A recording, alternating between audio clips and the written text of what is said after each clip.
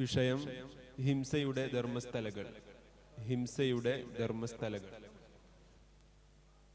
അസ്സലാമു അലൈക്കും വറഹ്മത്തുള്ളാഹി തആല വബറകാതുഹു. ബിസ്മില്ലാഹിർ റഹ്മാനിർ റഹീം. അൽഹംദുലില്ലാഹി റബ്ബിൽ ആലമീൻ. അസ്സലാത്തു വസ്സലാമു അലാ അഷ്റഫിൽ മഖ്ലൂഖീൻ വഅലാ ആലിഹി വസഹ്ബിഹി അജ്മഈൻ. അമ്മാ ബഅദ്. ഹിംസയുടെ ധർമ്മസ്ഥലകൾ എന്നതാണ് വിഷയം. ധർമ്മസ്ഥല എന്നുള്ളത് കർണാടകയിലെ ഒരു സ്ഥലമാണെന്നുള്ളതും അവിടെയുള്ള ഒരു ക്ഷേത്രമാണ് മഞ്ജുനാഥ സ്വാമി ക്ഷേത്രം എന്നുള്ളതൊക്കെ നാം കേട്ടതാണ്. 100-ലധികം അല്ലെങ്കിൽ അതിലധികം മനുഷ്യരെ അല്ലെങ്കിൽ സ്ത്രീകളെ ഹിംസിക്കുകയും കുഴിച്ചു മൂടുകയും ഒക്കെ ചെയ്ത വാർത്ത കഴിഞ്ഞ ദിവസങ്ങളിൽ പത്രമാധ്യമങ്ങളിലൂടെ നാം ഓരോരുത്തരും കേട്ടവരാണ്, അറിഞ്ഞവരാണ്. ഡോക്ടർ വീരേന്ദ്ര ഹെഡ്ഗെയുടെയും കുടുംബത്തിന്റെയും സർവാധിപത്യവും അതിൽ നെരിഞ്ഞമരുന്ന ഒരു കൂട്ടം ജനതയുടെ അല്ലെങ്കിൽ ഒരു പറ്റം സ്ത്രീകളുടെ ജീവിതത്തിന്റെ സാരമാണ് ധർമ്മസ്ഥല.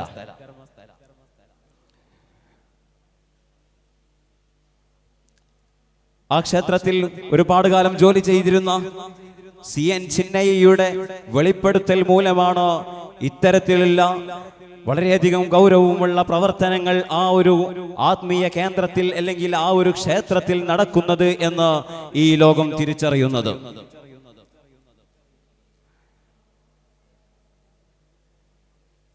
ധർമ്മസ്ഥലയിൽ നിഗൂഢമാകുന്ന അതേ മാപ്പിനെ ഉപയോഗിച്ച് തന്നെ നമ്മുടെ ചുറ്റുപാടുകളിൽ, കേരള പരിസരങ്ങളിൽ, നമ്മുടെ അയൽപ്പക്ക നാടുകളിൽ നോക്കിയാൽ, പരിശോധിച്ചാൽ ഇത്തരത്തിലുള്ള ഒരുപാട് ഹിംസാത്മക പ്രവർത്തനങ്ങൾ നമുക്ക് കാണാൻ സാധിക്കും. അന്ധവിശ്വാസത്തിന്റെ പേരിൽ ചെയ്തു കൂട്ടുന്ന ഏതൊക്കെയോ മുറിവൈദ്യന്മാരെ കണ്ട് അന്ധവിശ്വാസത്തിന്റെ പേരിൽ ചെയ്തു കൂട്ടുന്ന പ്രവർത്തനങ്ങളെ കഴിഞ്ഞ കാലങ്ങളിലെ കേരളീയ പരിസരങ്ങളെ അല്ലെങ്കിൽ ഇന്ത്യൻ പരിസരങ്ങളെ നമ്മൾ പരിശോധിച്ചാൽ നമുക്ക് കാണാൻ സാധിക്കുന്നതാണ്. വ്യാജവൈദ്യത്തിന്റെ വ്യാജ ആത്മീയതയുടെ പേരിൽ അവർ പറയുന്നത് എന്തും ചെയ്യാനും അതിനുവേണ്ടി എന്തും ചെയ്യാനും മടി കാണിക്കാത്ത ഒരു സമൂഹം നമ്മുടെ മുമ്പിൽ വളർന്നുകൊണ്ടിരിക്കുന്ന സാഹചര്യത്തിലാണ് നാം നിങ്ങളും ജീവിച്ചു കൊണ്ടിരിക്കുന്നത്. സമാധിയുടെ കോലിളക്കം സൃഷ്ടിച്ച വ്യാജ സമാധി നെയ്യാറ്റിൻകര ഗോപൻ സ്വാമിയുടെ കഥ നാം എല്ലാവർക്കും അറിയുന്നവരാണ്. അതുപോലെ തന്നെ ശുശ്രൂഷയ്ക്ക് വേണ്ടി, പ്രസവ ശുശ്രൂഷയ്ക്ക് വേണ്ടി സ്ത്രീകളെയും മറ്റു ചികിത്സയ്ക്ക് വേണ്ടി കരളിന് മഞ്ഞപ്പിത്തം ബാധിച്ച കുട്ടിയെ വെയിലത്ത് നിർത്തിയാൽ ആ അസുഖം മാറുമെന്ന് പഠിപ്പിച്ച അല്ലെങ്കിൽ അത് പറഞ്ഞ വ്യാജ വൈദ്യന്റെ കഥ പറയുന്ന നാടാണ് നമ്മുടെ നാട്.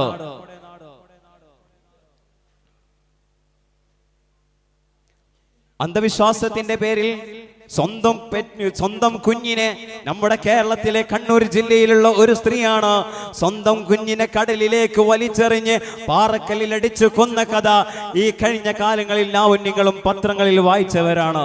ഇത്തരത്തിൽ വ്യാജ വൈദ്യത്തിന്റെയും വ്യാജ ആത്മീയയുടെയും അന്ധവിശ്വാസത്തിന്റെയും പേരിൽ എന്തും ചെയ്യാൻ മടി കാണിക്കാത്ത ഒരു സമൂഹം നമ്മുടെ ചുറ്റുപാടുകളിൽ ജീവിച്ചു കൊണ്ടിരിക്കുന്നുണ്ട്.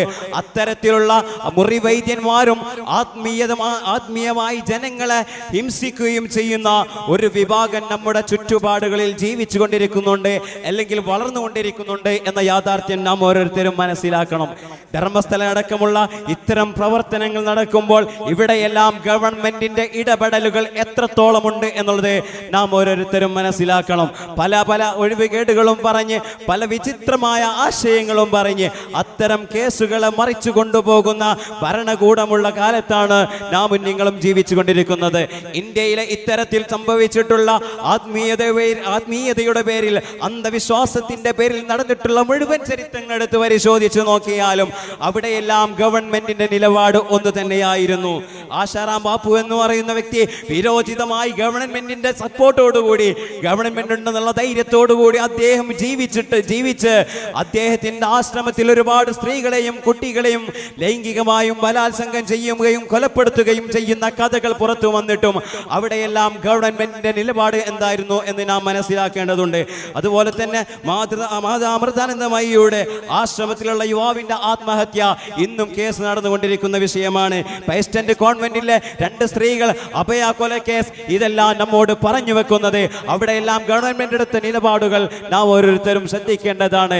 ഇത്തരം ആശയങ്ങൾ സമൂഹത്തിൽ വളർന്നുകൊണ്ടിരിക്കുന്നത് നാം മനസ്സിലാക്കണം, അവിടെ ജാഗ്രതയായിരിക്കണം എന്ന് മാത്രം ഓർമ്മപ്പെടുത്തി വാക്കുകൾ നിർത്തുന്നു. അസ്സലാമു അലൈക്കും വറഹ്മത്തുള്ളാഹി തആല.